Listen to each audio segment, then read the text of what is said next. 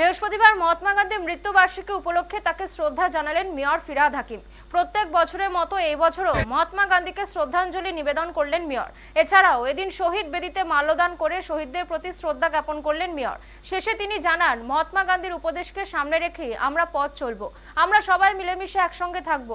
তিনি আরো বলেন যে আমাদের দুর্ভাগ্য যে এখানে একটা সরকার আছে যারা মানুষের মধ্যে বিভাজন তৈরি করছে। তারাই একসময় দেশের মধ্যে ভাগাভাগি করেছিল।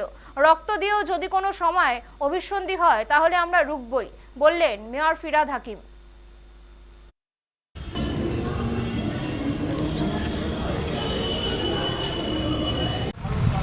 বাপুজি ভারতবর্ষকে ধর্মনিরপেক্ষতার পথে রাখতে গিয়ে গুলি খেয়েছিলেন। মৃত্যুর সময় বলেছিলেন, হে রাম, অর্থাৎ রামে বিশ্বাসী কিন্তু ধর্মনিরপেক্ষতায় সব মানুষকে নিয়ে চলার পক্ষে। হিন্দু না ওরা মুসলমানের জিজ্ঞাসে কঞ্জন। সেই বাপুজি সেই নেতৃত্ব দিয়েছেন গান্ধীজি, যেখানে হিন্দু মুসলমান কিছু না, তাদের একমাত্র পরিচয় হচ্ছে ভারতবাসী, এবং সেটাই ভারতের হওয়া উচিত।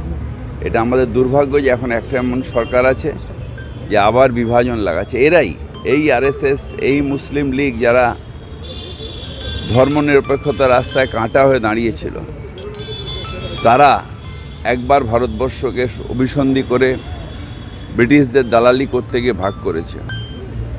আমরা রক্ত দিয়েও আর যদি কোনো দিন অভিসন্ধি হয় তাদেরকে রুখব। তার কারণ ভারতের মাটি সবার, হিন্দু, মুসলিম, শিখ, ইসাই, জৈন, বুদ্ধিস্ট, সবার আমরা যারা ভারতের নাগরিক আমাদের সবার। সো এখানে ওই যে ঘৃণার রাজনীতি, এটা বেশি দিন চলবে না। আমরা সবাই মিলে সবাইকে নিয়ে একসাথে চলবো।